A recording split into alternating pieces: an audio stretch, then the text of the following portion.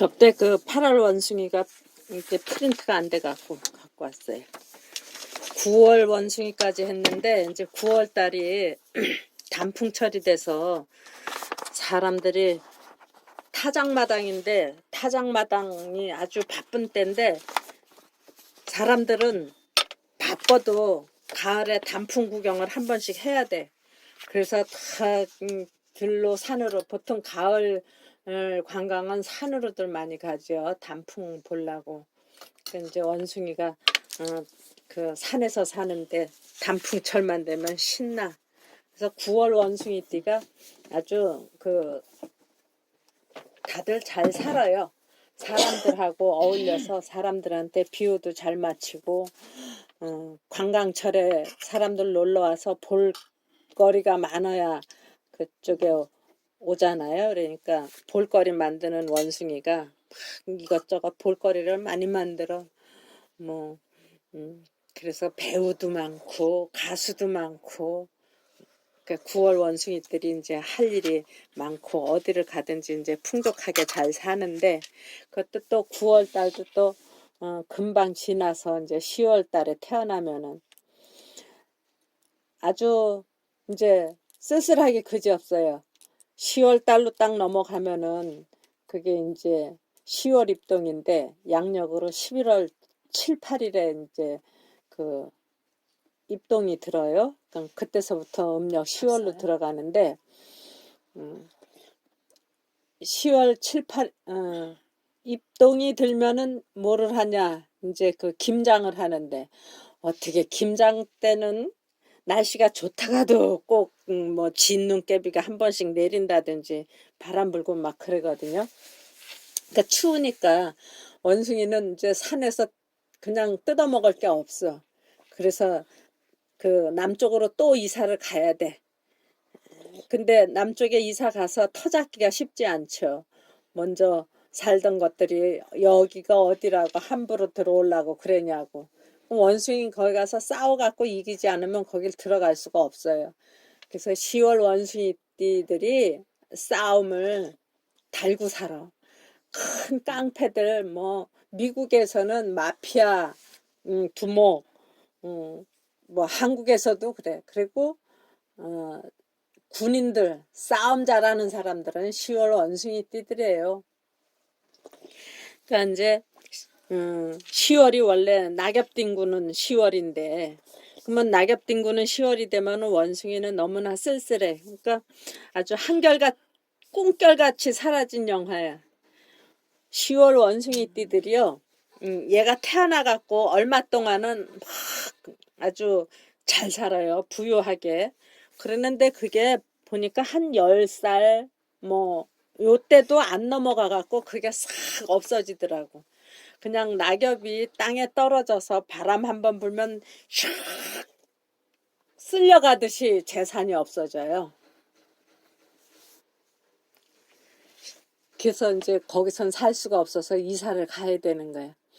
그래서 옛날 사람들 보면은 그 6.25 때 이북에서 잘 먹고 잘 살았는데 6.25가 돼서 이남으로 이제 막 피난 온 사람, 그리고 또 6.25 때 막 막 아주 그 저기 백선엽이라고 하는 그 우리나라 그 사성장군인지 오성장군인지 그 군인이 있었는데 그 사람이 전쟁을 하는데 뭐 사람을 부지기수로 많이 죽이기도 했대요. 그러니까 10월에 낙엽이 떨어져서 바람 불면은 바람에 쓸려가는 낙엽처럼 영화가 사라지는 거예요. 그런 데서 살아남으려면은 빨리 남쪽으로 이사를 가든가 싸워서 비로 쓸어낸 듯이 사람도 치워버려야 돼요. 그러니까 보통 사람들하고는 틀리지. 아이고 그래 같이 먹고 살자 이게 아니야. 너를 죽여야 내가 산다 하는 그런 자세로 살아가요. 한결같이 사라진 영화, 비로 쓸어낸 듯 없어진 먹을거리, 따뜻한 곳을 찾아 떠나야 하는 원숭이. 전쟁 치르지 않으면 발붙일 수가 없어. 그래서 미국 마피아의 대부라고 하는 사람도 전쟁 영웅 백선엽도 다 10월 원숭이띠예요. 그러니까 이거는 너나 할 것 없이 다 똑같아. 이 팔자라고 하는 게. 그러니까 여기서 보면은 요거는 원숭이고 10월이 돼지달인데 10월 원숭이띠. 예. 요거는 원숭이는 산에 나는 거, 들에 나는 거를 거저 따먹는 게 원숭이에요. 농사 짓지 않고. 그런데 이 돼지는 일하지 않고 거저 먹는 게 또 돼지거든. 들어앉아서 갖다 주는 거 먹잖아요. 왜 돼지를 거저 먹여주느냐? 빨리 많이 먹여서 살찌워 갖고 팔아 먹든지 그러려고. 그러니까 돼지도 많이 먹고 거저 먹는 거는 이 돼지나 원숭이나 똑같아. 그러니까 이 먹을 게 없는 거예요. 10월 달이 원래 농사가 다 끝났기 때문에 놀고 먹는 달이래요. 농공을 필해서 놀고 먹는다. 10월 달에 뭐 김장하고 고사 지내고, 김장하면은 좀 거들어주고 그냥 뭐 몇 포기씩 얻어가고, 안 거들어줬어도 김장하는 집에 가서 그냥 거저 먹고 막 그러잖아요. 그러니까 돼지도 거저 먹고 원숭이도 거저 먹고, 그러니까 거저 먹는 것들만 모였으니까 아주 꿈결같이 없어지는 거야. 비로 쓸어낸 듯 없어진 먹을거리, 꿈결같이 사라진 영화. 10월 달에 태어나면은 부모덕 없다 이 얘기죠. 사는 것도 그렇고, 이게 어렸을 때는 부모덕이 그렇게 없어져. 또 어른 돼서 막 해다가 보면은 또 지가 하는 일이 그렇게 또 없어져. 어떤 사람이 젊은 사람인데 지금 40이 넘었나? 근데 원숭이띠인데 40 넘었지. 원숭이띠인데 이제 10월생이에요. 여자인데. 근데 신랑이 항공회사를 다녀요. 항공회사 승무원인데 갑자기 뭐 이 코로나라고 하는 게 몰아쳐갖고 그 아시아나 항공에서도 요즘에 그렇게 한대요. 한참 동안 그 무급 휴가, 그러니까 돈 안 주는 휴가. 요즘에는 이제 반은 나가서 일하고 반은 놀고 그렇게 교대로 일을 한대네요. 그럼 이제 10월 달 지나서 이제 동지 달로 들어가면은 더 쓸쓸하지. 그러니까 10월 원숭이띠도 이사 많이 다녀야 되고, 저 이북에서 내려온 사람도 많고, 또 이것도 있어요. 서울 살다가 뭐 대구로 이사 갔다가, 대구 갔다가 부산으로 또 갔다가, 목포로 갔다가, 제주도로 갔다가, 그렇게 이사 다니는 사람들이 많고, 아예 뭐 딴 나라로 가는 사람들도 많고요. 그러니까 10월 달을 지나서 이제 동지 달로 들어가면은 이게 이제 추위에 벌벌 떨어. 엄동설안에 자식 낳은 부모를 원망해. 아, 부모도 왜 하필 나를 이렇게 엄동설안에 낳아줘서 먹을 것도 없이 이렇게 고달프게 살아야 되느냐.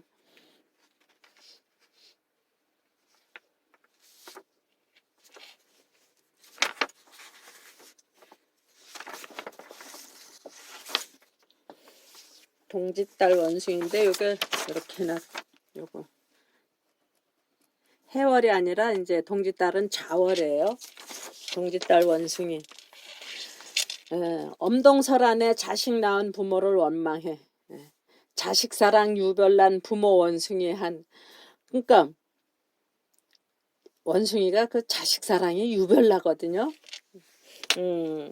한 2년 동안은 안고 다니고 1년 동안은 여기 품에다 안고 다니고 또 한 1년 동안은 등에다 업고 다니고 잠시도 안 떨어져. 그러니까 그 자식 사랑이 그냥 유별난데 동짓달에 태어났으니까 먹을 게 없잖아요. 그러니까는 자식은 자식대로 부모 원망하고 부모는 부모대로 가슴에 한이 맺히는 거야. 내가 이렇게 이쁜 자식을 제대로 먹이지도 입히지도 못하고 이렇게 사는구나. 또 둘이 끌어안고 있다가 굶을 수는 없지. 나가서 돈벌이를 하려면은 자식을 떼놓고 나가야지. 자식을 얻고 나가서 일은 할 수 없잖아요.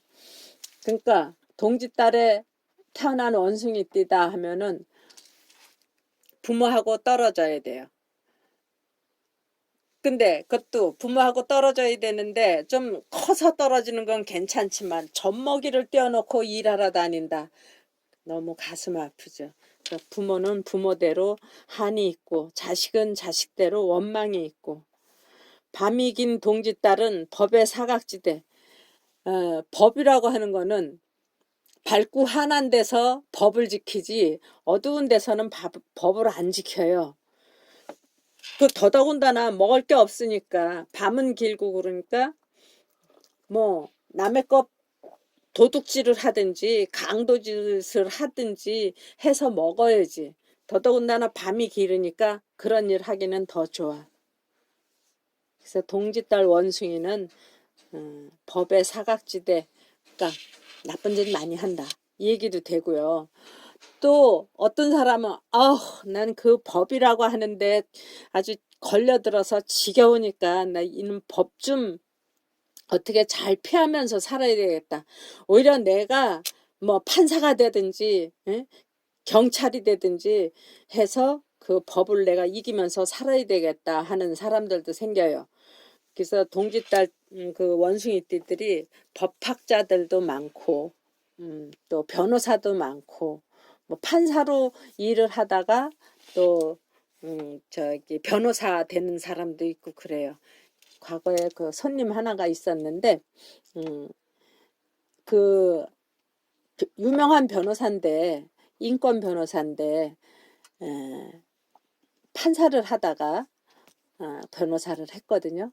그랬는데 그 사람한테 한이 뭐가 하나 있냐면 자식이 하나 있는데 그 자식이 좀 장애자야. 그래서 엄마 아버지가 돈을 잘 벌어서 잘 키워주고 싶은데도 자식이 그 장애가 돼서 그 아주 가슴 아파하더라고요. 장애자 자식 둔 사람들 참 가슴 아플 거예요. 이 동짓달 원숭이띠에 아주 그 예를 들기가 아주 좋은 사람이 하나 있는데 그 영창대군의 모침 임목대비라고 아시잖아요. 임목대비가 이 동짓달 원숭이띠였어요. 그 임목대비는 우리 조상이거든. 연안김씨 조상인데 그 영창대군 모친 임목대비 아버지의 시제를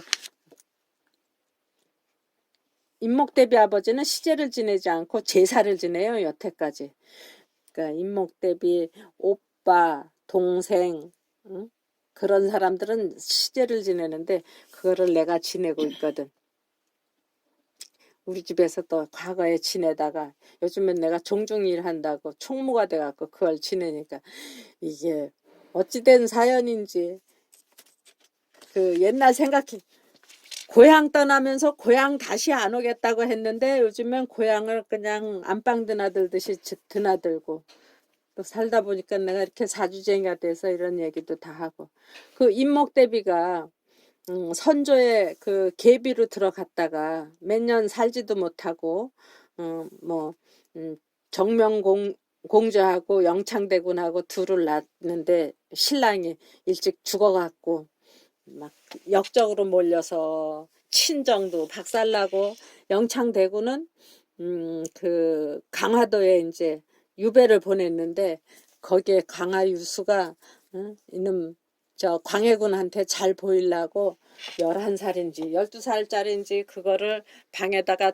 놓고 문을 잠궈 놓고서는 자꾸 아궁이에다 불을 뗐어요. 그러니까 그 안에서 뒤어서 죽은 거야. 그러니까 영창대군은 왜 하필 이런 때 나를 놔줘갖고 아니 왜 우리 엄마는 늙은이 왕한테 시집와갖고 나를 낳아서 역적으로 몰려서 죽게 만들었냐 하고 원망했을 거고 또 그 임목대비는 아유 내가 자식을 낳아서 이렇게 죽였구나 하는 그 제대로 키우지 못했던 그 한이 남았을 거고, 또 그 사람은 또 그 사람대로 자기 친정아버지를 원망했을 거예요. 왜 우리 아버지는 19살 된 처녀를 51살 된 그 선조한테 시집을 보내서 이렇게 한많은 세상을 살게 하느냐. 자식은 자식대로 부모에 대한 원망이 있고, 부모는 부모대로 자식한테 제대로 해주지 못한 한이 있고, 동짓딸 원숭이띠 하면은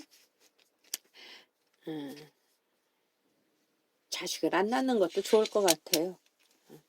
그 사람만 인목 대비만 그랬던 것도 아니야. 여기 그러니까 이 공부하느라고 우리 왕조실록을 보면은요.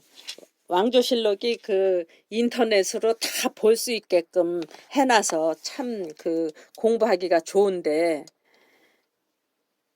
그 옛날 기록들이 다 있기 때문에 사주상 비교하는 것도 아주 쉬워요. 정확하고. 그래서 그 뭐 이조 이성계부터 고종, 순종, 그리고 거기에 따른 그 왕후들, 그거를 다 해갖고 많이 비교를 하고 살펴보고 그랬는데, 그 인목대비 같은 사람이 또 하나 있어. 그 사람도 동짓딸 원숭이띠인데, 연산구인 쫓겨났잖아요. 나중에 연산군 부인 그 신씨도 모두 다 동짓딸 원숭이. 그러니까 동짓딸에는 자식을 키울 수가 없다. 그리고 또 이게 있어요. 원숭이는 그 이때가 무슨 달이냐 하면은 교미하는 달이에요. 그럼 새끼를 데리고 있으면은 교미를 할 수가 없어. 그랬는데도 이 순놈이 교미하고 싶어서 이제 환장을 하면은 그 새끼를 막 뺏어갖고 갖다 내버리기도 하고, 심하면 죽이기도 하고 막 그래요. 그래서 교미 처리됐다고 하는 거는 자식을 떨어뜨려 놔야 된다, 그 얘기고, 올해가 이제 쥐띠해인데 쥐띠해나 쥐달이나 같은 얘기가 되는데, 원숭이가 쥐띠해를 만났다는 얘기나 원숭이가 동짓달에 태어났다는 얘기나 다 똑같은 현상이거든요. 근데 올해 이제 원숭이띠가 쥐띠를 만났어. 그러니까 다 부모 자식 간에 떨어질 일이 생기는 거야. 부모한테는 이 사람한테 다른 파트너가 생겼거나, 여자 원숭이띠 같으면은 다른 남자가 생겼거나, 남자 같으면 다른 일거리가 생겼거나 해서 자식하고 떨어져야 되는 거예요. 근데 그 자식이 어느 정도 커서 혼자 견딜 수 있는 나이라면은 좀 덜 안타까운데, 젖먹이 애들을 데리고 있는 사람 같으면 너무 애달픈 사연이 생겨. 원숭이띠를 어저께 또 이걸 해다가 보니까 원숭이띠가 저기 전 국무총리 한명숙 씨가 이제 갑신생 원숭이띠인데, 엊그저께 그 봉하마을에 노무현 대통령 거기 이제 제산에 왔더라고요. 그랬는데 이제 자기는 여태 정말 이제 무죄다, 응? 결백하다. 그 사람이 옛날에 2년 동안 감옥살이를 하고 나왔어요. 근데 왜 뇌물수수 혐의가 적용이 돼서 감옥살이를 2년 하고 나왔냐 하면은 뭐 9억인지 뭐 8억인지 이렇게 받았는데, 그게 다 인정은 안 됐는데, 확실한 거는 뭐 2억인지 3억인지 이거를 받아갖고 아들이 미국 버클리 대학에서 공부를 하는데 거기 돈을 보냈다. 버클리 대학에서 공부를 하려면은 1년에 몇만 달러가 들어가야 되는데 무슨 돈으로 그 학비를 보냈느냐, 당신이 이 뇌물 받아갖고 보낸 거 아니냐, 그게 인정이 돼서 그렇게 2년 동안 감옥살이를 했대요. 그러니까 한명숙 씨가 그 올해 감옥에서 나와갖고 그냥 저기 바깥에 얼굴 내밀지 않고 살았는데 올해 들어서서 투표해갖고 열린민주당이 뭐 180석인가 차지하고 그러니까 좀 열린 그 민주당에서 막 어깨에 힘주고 이번에 봉화에 그 가서 노무현 대통령 그 제사를 지내는데 민주당이 그냥 어깨에 힘 잔뜩 들었지. 그러니까 이제 문재인 대통령이 한명숙 전 국무총리가 무죄인데 그렇게 옛날에 검찰 폭력으로 해서 형을 살았다. 그러니까 재심을 해볼 필요가 있다 하는 얘기를 했어요. 근데 그게 앞으로 재심이 될런지 안 될런지 그거는 모르지만은 한명숙 씨 입장에서는 자식 때문에 한이 맺힌 거지 올해.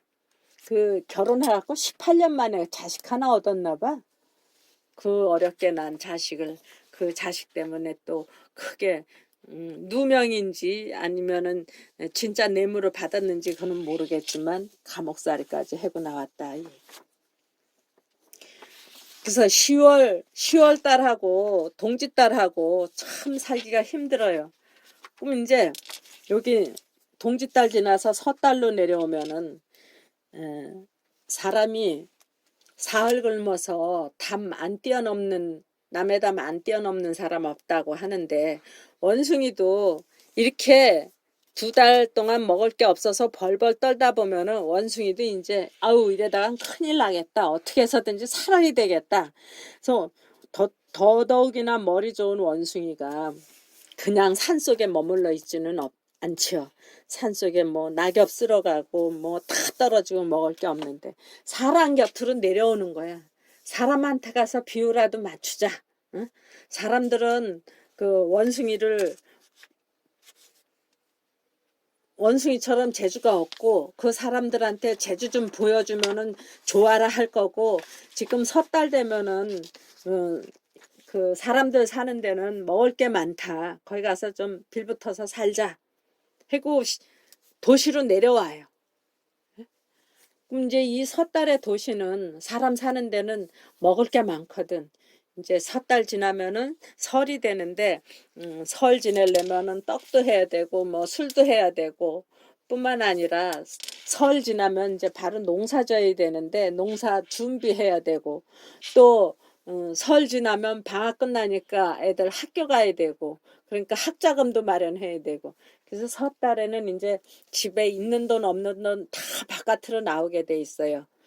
농가에서는 이제 그 저 창고에 싸놨던 벼섬, 낯가리에 그 들었던 벼섬을 꺼내서 다 방앗간으로 가서 그냥 한꺼번에 다 쪄서 이제 방앗간에서 팔고. 그러니까 섣달 인심이 설사 섣달 한 달 먹고 끝날지라도 섣달에는 인심이 좋아요. 그래서 이제 자기네들도 막 먹고 또 그 그러는 상태에서 원숭이가 와서 기웃기웃 한다든지 아양 떨면서 기웃거리면은 아이고 너도 뭐 좀 먹어라 하고 원숭이한테도 줄 거고 그래서 이제 도시로 내려와서 사람들하고 어울려서 사는데 이 요거는 그 일본 내그 저기 눈원숭이라고 관광지가 있어요. 이 원숭이들이 그 온천지대에서 겨울에 이렇게 온천을 한대요. 그러면 이게 관광지가 돼갖고 세계 각국의 사람들이 이거를 구경하려고 오는 거야. 그러니까는 그 동네 사람들은 관광객으로 인해서 이제 수입이 생기고 이 원숭이를 보려고 찾아오는 거니까 원숭이한테 먹을 거를 주고 원숭이는 사람 곁에 붙어서 먹고 살고 서로 이렇게 이제 상부상조 하는 거죠. 그래서 섣달 원숭이띠들은 도시로 내려와야 섣달에는 원숭이가 산에 먹고 살 게 없으니까 도시로 내려와야 한다. 그러니까 도시에 사람들 사는 데로 내려와야 한다. 그러니까 도시에 와갖고 사람들 비율을 맞추지 않으면은 뭐 맹물도 없죠. 그러니까 그 사람들한테 비율을 맞추려고 있는 대로 머리를 짜갖고 섣달 원숭이가 기가 막히게 머리가 좋아요. 보는 대로 따라하고 듣는 대로 따라하고. 그러니까 섣달의 저 도시 인심이 어떠냐? 새해 맞을 준비로 인심 좋아지는 섣달. 거기 와서 온갖 국어를 하든지 날치기를 하든지 아니면 재주를 부리든지 원숭이는 지네가 머리를 짜내 갖고 여기서 같이 살아야 되는 거야. 인심 좋은 섣달에 국어를 하든지 날치기를 하든지 아니면은 재주를 부리든지. 이게 소매치기도 많겠죠. 소매치기도 있어요.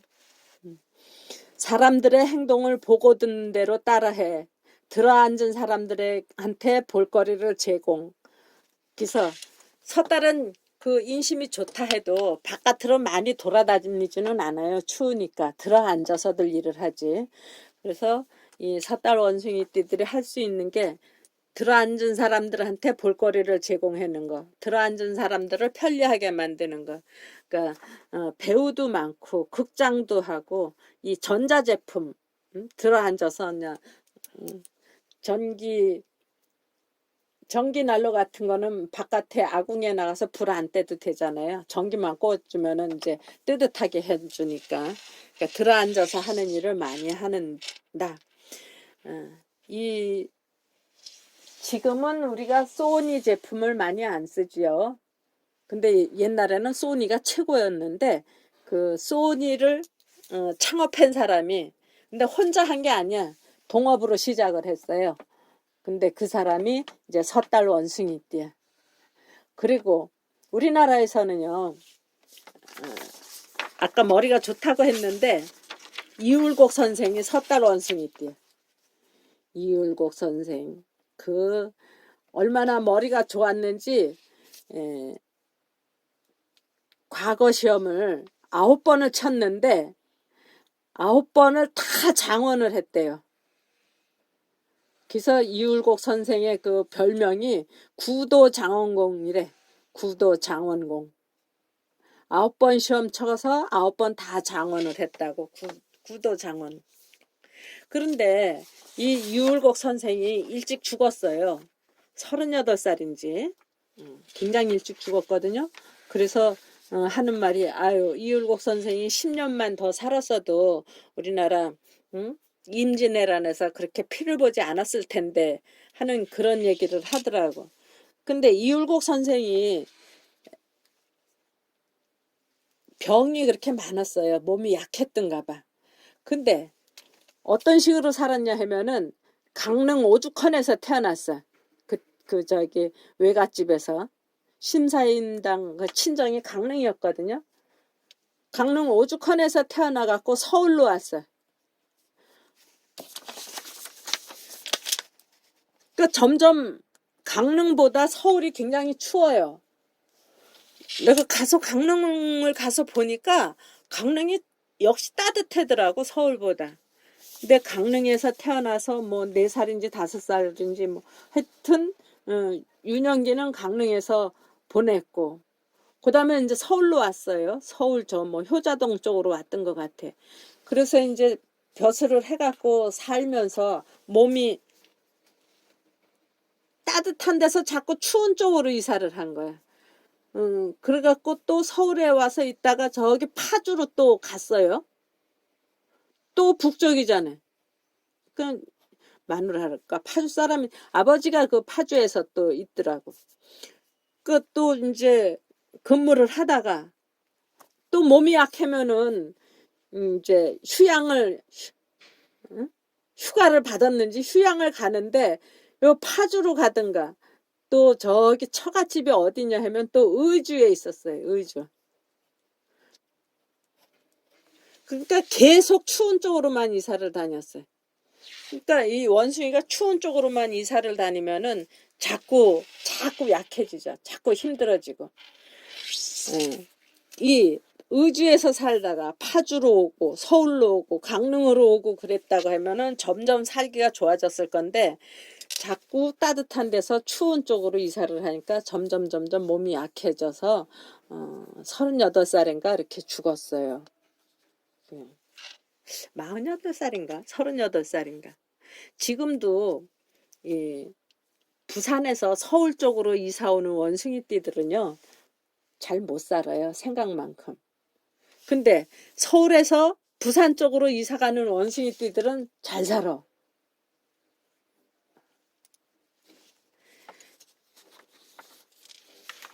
이 개띠는 뭐 추운 데서 살든 따뜻한 데서 살든 그 주인이 있어서 상관이 없는데, 아무래도 이제 따뜻한 데로 가면은 좀 살기는 편해지겠죠. 근데 따뜻한 데도 흠이 있어. 털옷을 입고 어떤 때는 낮에 그냥 막 뛰어야 되니까 땀이 나서 순간 땀이 나서 그 헉헉거리기도 하지. 밤에 일하는 거는 괜찮지만 밤이 짧으니까. 누가 오셔가지고. 왔어요? 그 사람이에요? 아니, 다른 분들.